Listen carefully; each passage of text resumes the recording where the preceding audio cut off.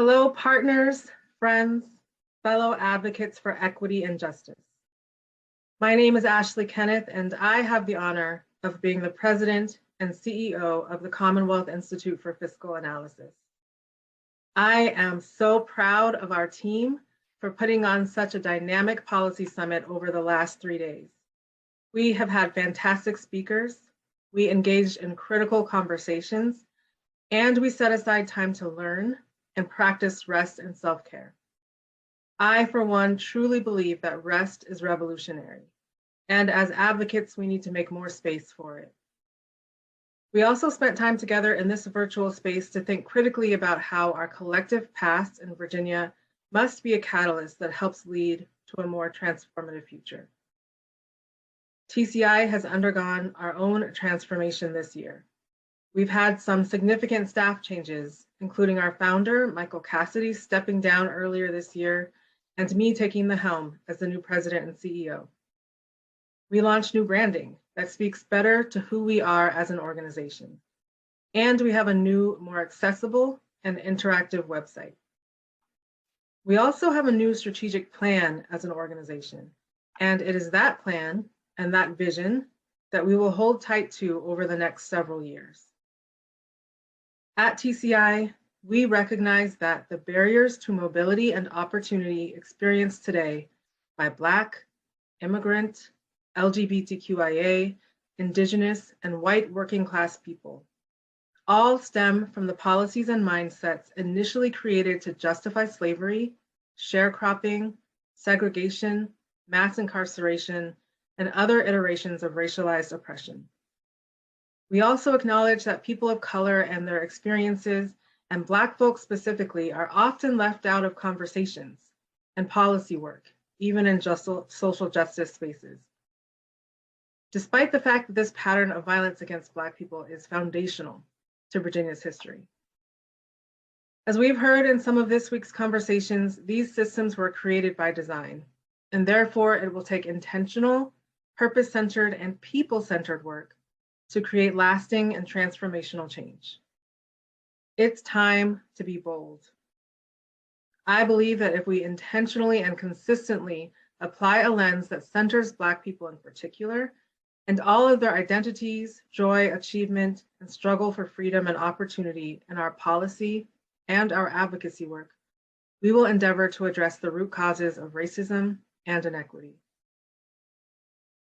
In a groundbreaking paper, Anne E. Price and her staff at the Insight Center for Community Economic Development explain, in these times of extreme racial and economic inequality, we can and must reject the ideology grounded in white supremacy and anti-Blackness, shift narratives to reinvigorate our shared imagination, and disrupt the imbalance of power in our society. They write, we as a society are eager for a reboot, a different way of living in connection with one another, and are ready to vision forward. It is time to champion new thinking that is shaped by what we all deeply and collectively value in life: self-determination, dignity, and freedom of choice, to create a society where everyone can truly thrive and experience shared abundance, end quote. Similarly, Kendra Bozarth, Grace Western, and Chief Labor Economist Janelle Jones designed a framework called Black Women Best to explain how centering Black women in US politics and policymaking in the short and the long term will bolster immediate recovery efforts, build durable and equitable institutions, and strengthen collective prosperity. We do have a lot of work ahead, but by moving those who have been systematically marginalized to the center of our work, so much can be accomplished. And we have a lot of good work and recent wins to build upon. Together, we've made good progress in recent years on investing into K-12 education and higher education. We've expanded access to healthcare with Medicaid expansion, dental care, and ensuring pregnant people can receive adequate postpartum care regardless of immigration status. We've ensured better access to housing, a higher minimum wage, and so much more. We can't turn back now.